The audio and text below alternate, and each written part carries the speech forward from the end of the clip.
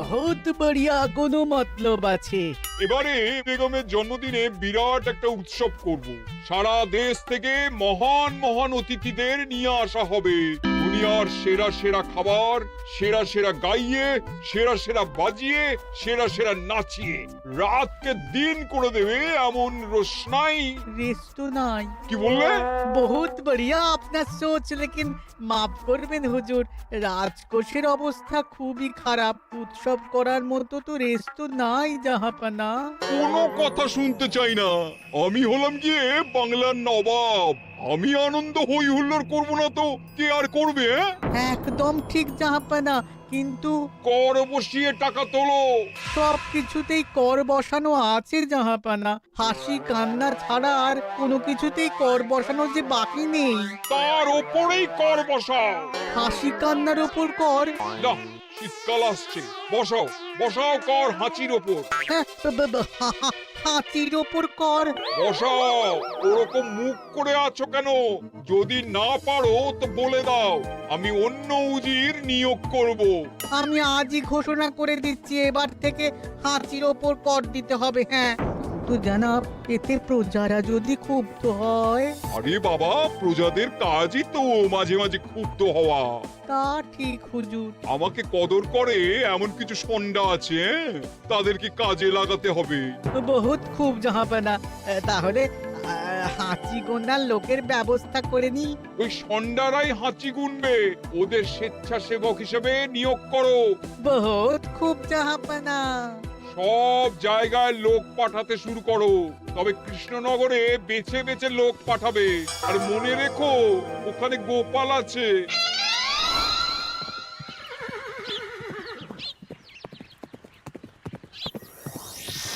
সব জায়গায় কর আদায়কারী পাঠিয়ে দেওয়া হয়েছে জাহাপানা।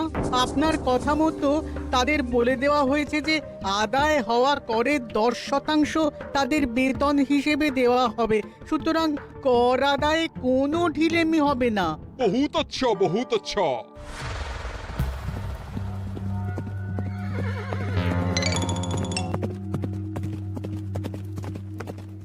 হ্যাঁ, তুমি ঠিক পড়েছো তো মন্ত্রী? হাঁচির উপরে কর? বলেন তো, আর একবার পড়ছি মহারাজ। আসলে এটা নবাবই মশকরা।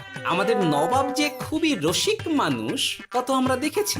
বারবার কৃষ্ণনগরের সঙ্গে রসিকতা করতে গিয়ে হাঁড়ি ফেটে রস একেবারে মাখামাখি হয়েছে, আর সারা গায়ে পিঁপড়ে ধরেছে।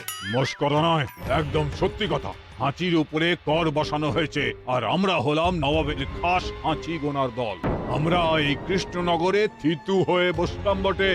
এবারে হাঁচি গুনবো আর মোহর আদায় করব। গোপাল, তুমি কি বলো? সর্দার, তোমাদের এখানে আসা একেবারেই লোকসান হয়েছে। কেন মশাই?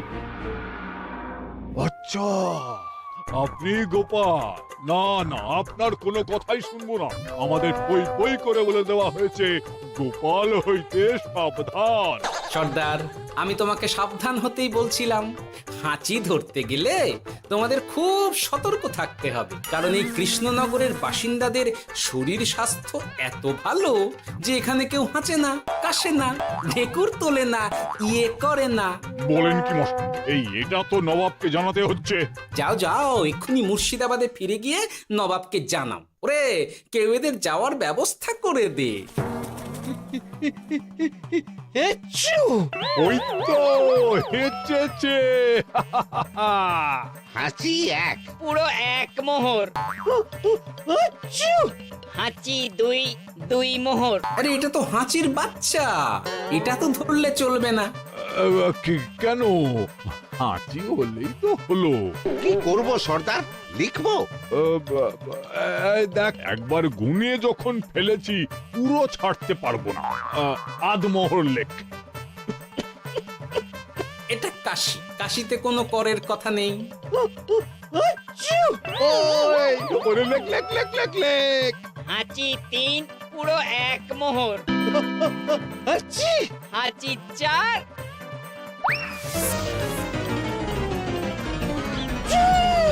হাঁচি পাঁচ। লেখো। হাঁচি ছয়,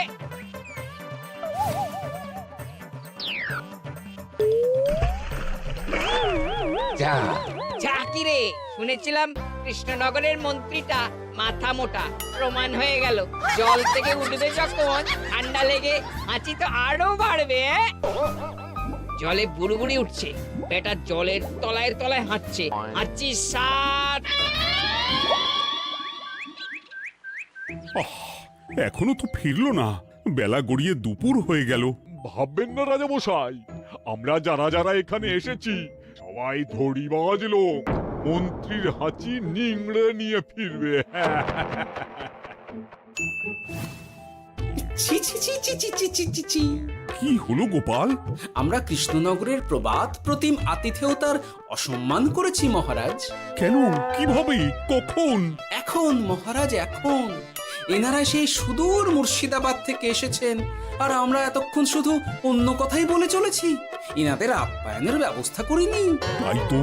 মহারাজ, আপনি ব্যস্ত হবেন না। এই কে আছো? শোনো, এদের রাজ অতিথিশালাতে থাকার বিশেষ ব্যবস্থা করো। এদের খাবার যাবে মহারাজের পাকশাল থেকে। এদের সব সুবিধে অসুবিধে দেখার জন্য দাস দাসী নিযুক্ত থাকবে। এই চলো হে চলো। আরে দাঁড়াও সর্দার, হ্যাঁ বলুন। তোমাদের তো আবার গোপালের কথা শোনা বারণ। আমার ব্যবস্থায় বোধহয় তোমরা থাকবে না। বাদ দিন তো, আসলে ভয় ছিল আপনার বুদ্ধিকে, আর ভয় নেই। কেমন আগু পিছু বিচার না করেই বলে ফেললেন এখানে কেউ হাঁচে না। বুঝে গেছি, আসলে গোপাল হলো গল্প। এই চলো হে চলো, ও বড্ড খিদে পেয়েছে। প্রহরী, এই সর্দারের দলের বাকি লোকগুলো এলে এদেরকেও অতিথিশালায় নিয়ে যেও। হ্যাঁ, আচ্ছা। এ কি গোপাল, এই রক্তচোষাগুলোর জন্য তুমি রাজনিবাস আর রাজভোগের ব্যবস্থা করে দিলে? গোপাল কার পক্ষে মহারাজ? এতক্ষণ গোপালের সব কাজ তো কৃষ্ণনগরের বিপক্ষে গেল। বটেই তো, আমি মনে মনে গণনা করে দেখলাম গোপালের শুল যোগ শুরু হয়েছে।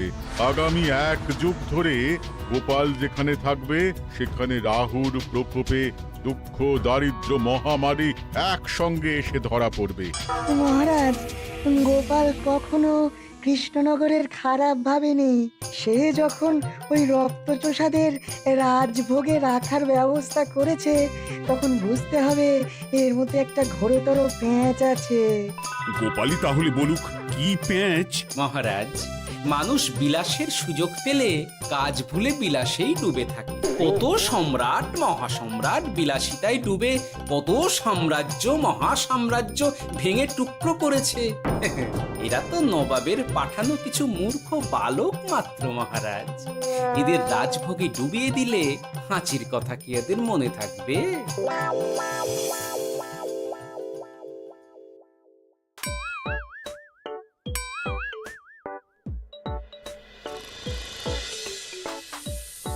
কি ব্যবস্থাপনা সব ঠিক আছে তো? হ্যাঁ হ্যাঁ, খাসা ব্যবস্থা হয়েছে। আপনারা আমাদের অতিথি বলে কথা, আরাম করুন।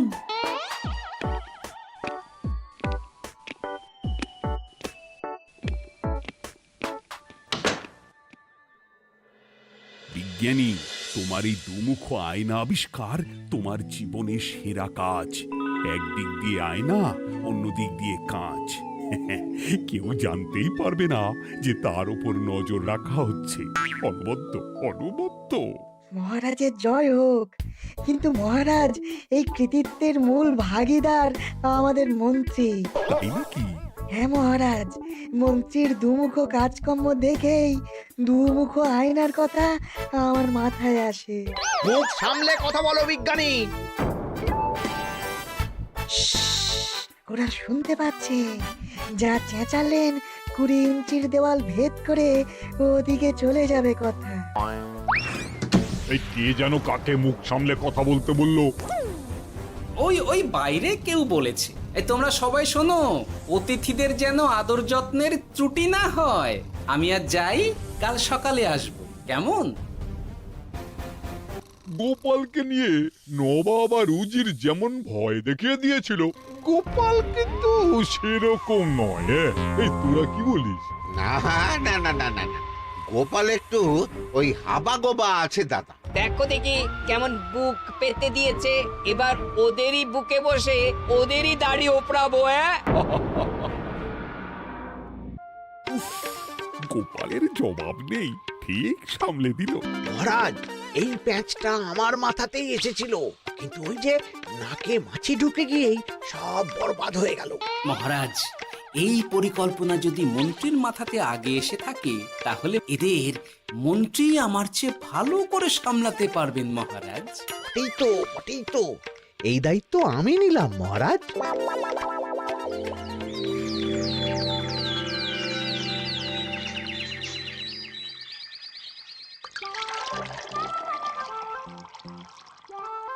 আহা, সকালে ঘুম থেকে উঠে এই রকম বেলের পানা যেন স্বর্গের অমৃত।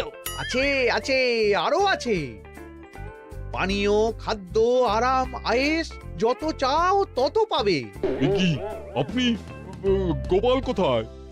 মহারাজ বিবেচনা করে দেখেছেন যে মহামান্য অতিথিদের পরিচর্যার ভার গোপালের মতো একজন ভাঁড়ের পক্ষে বহন করা সম্ভব নয়, তাই এই দায়িত্ব আমাকে দেওয়া হয়েছে। কিন্তু কোনো কিন্তু নেই সর্দার, আমি যে খানা পিনা নাচা গানা আমোদ আহ্লাদের ব্যবস্থা করেছি দেখে তুমি চমকে যাবে।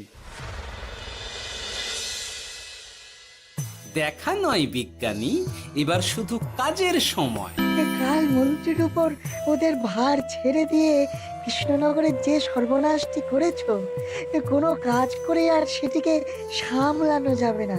হ্যাঁ, আহা, তোমার দেখছি মন্ত্রীর উপরে একটুও আস্থা নেই। ঠিক কি প্যাচ করছো বলো তো? প্যাচের কথা পরে হবে, তোমাকে যত তাড়াতাড়ি সম্ভব হাঁচির ওষুধ আবিষ্কার করতে হবে। হাঁচির ওষুধ? হ্যাঁ, হাঁচির ওষুধ। ওভাবে দেখছো কি বন্ধু? তোমাদের কাজের সব দায়িত্ব এখন আমার কাঁধে। তোমরা আমোদ করবে আর আমি কর আদায় করে তোমার হাতে এনে তুলে দেব। সর্দার, এর মধ্যে একটা চাল আছে মনে হচ্ছে। কি আর আমি বুঝিনি। এখন কি করবে? বিশ্বাস করে আদায় উসুলের ভার এর উপরে ছেড়ে দেবে? পাগল নাকি?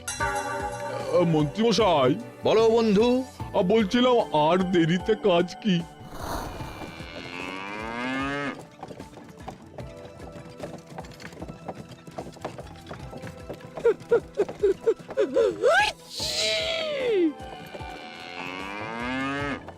মন্ত্রী, লেখো হাঁচি এক। ওহে, তোমার নাম কি? মন্ত্রেশ্বর হুজুরি আগে।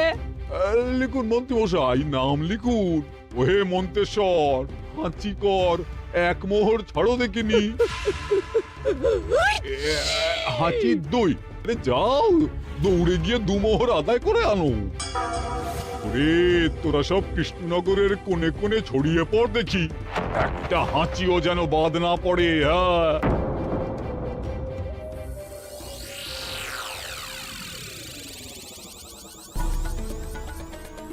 এটা হুজুরে আলাক বর্ধমান, খাম্বাস এবং কৃষ্ণনগর থেকে।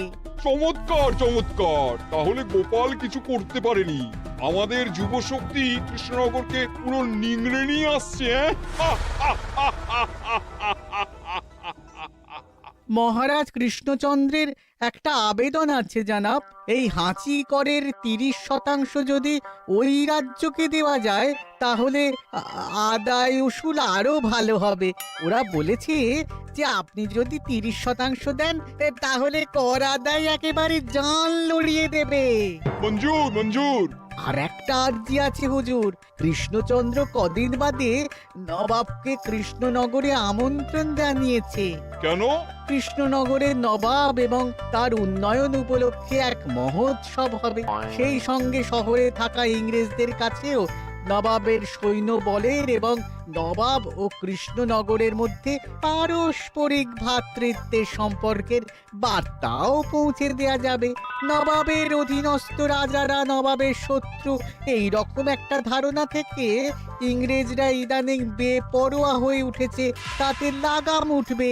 বহুত খুব, মঞ্জুর মঞ্জুর মঞ্জুর।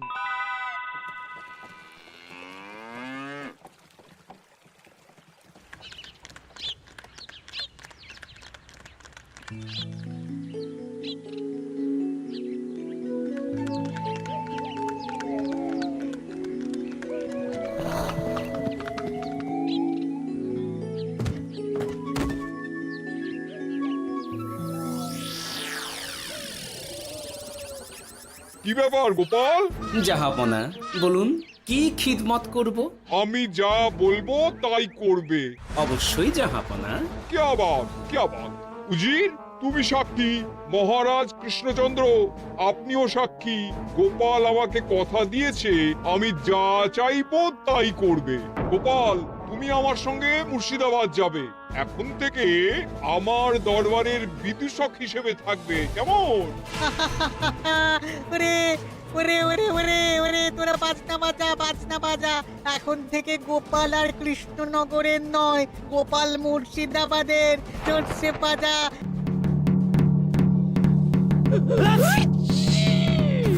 কি হলো? হুজুর, মনে হচ্ছে আপনার সৈন্যদল হাঁটছে।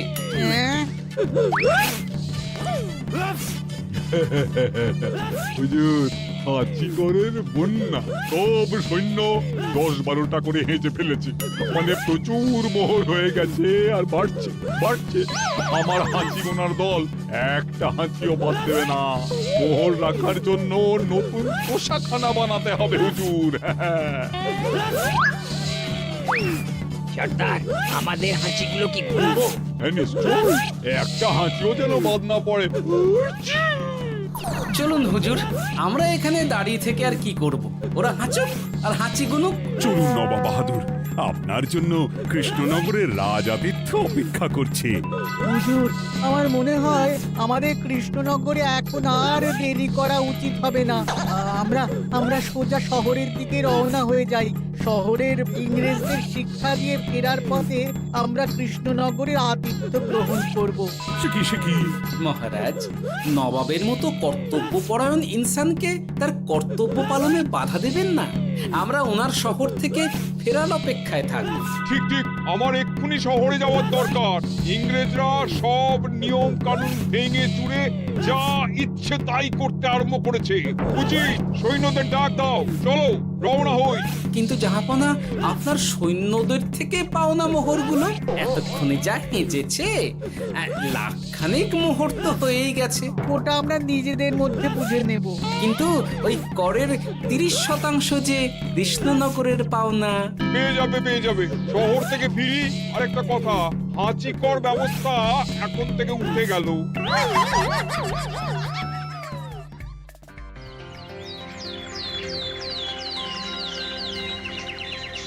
মহারাজ, কিভাবে গোপাল ভাঁড় মহাশয় নবাবের উন্মাদের মতো জারি করা ওই হাঁচিকর থেকে আমাদের সকলকে রক্ষা করেছেন তা আমরা সকলেই জানি।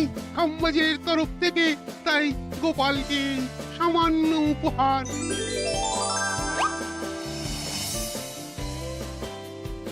ওহ গোপাল, সত্যি তোমার জবাব নেই। কিছুই হতো না যদি না বিজ্ঞানী ওই হাঁচি চূর্ণ আবিষ্কার করত। এই উপহারের অর্ধেক কিন্তু বিজ্ঞানী। সবই তো বুঝলাম, নবাবকে সৈন্য সহ নিমন্ত্রণ থেকে সৈন্যদলকে হাঁচি চূর্ণ মাখানো চাঁদোয়ার তলায় ঢোকানো পর্যন্ত। কিন্তু চাঁদোয়া থেকে হাঁচি চূর্ণ ঝরে পড়লো কি করে, সেটাই তো বুঝলাম না। এটা তুমি বলো বিজ্ঞানী। শব্দে বাতাসে কম্পন তৈরি হয়। গোপালের হাততালিতে আমার ঘরের শাড়ি থেকে হাঁচির জন্য ঝরে পড়েছিল। এখানে চাঁদোয়া থেকে ঝরে পড়েছিল বাজনার শব্দে। কি ব্যাপার বিজ্ঞানী, তুমি এখন ছেলে খেলা করছো? হাঁচির ওষুধ হয়ে গেছে। হয়ে গেছে? মূল উপাদান তামাক, গোলমরিচ আর আলকুশির গুঁড়ো। কাজ হবে? হাততালি দাও। কাজ হলো। ব্যাপারটা কি হলো? ওই শাড়িটাতে হাঁচি চূর্ণ মাখানো আছে। তোমার হাততালির শব্দের কম্পনে ঝরে ঝরে পড়েছে। একবার নাকের কাছে এলে পিঁপড়ে থেকে পিশাচ হাঁচতেই হবে। হাঁচতে হবেই হবে। নবাব যদি বাজনা বাজাতে না বলতো। আমাদের বাজনদাররা তৈরি ছিল মহারাজ। যাক, সবই ভালোই ভালোই মিটে গেল। যার শেষ ভালো তার সব ভালো। ব্যাস, এখন শুধু একটাই কাজ বাকি। নবাবের কাছ থেকে করের 30% বাবদ পাওনা মোহর মুর্শিদাবাদে গিয়ে নবাবের কাছ থেকে তুমি নিয়ে আসবে। আচ্ছা মহারাজ।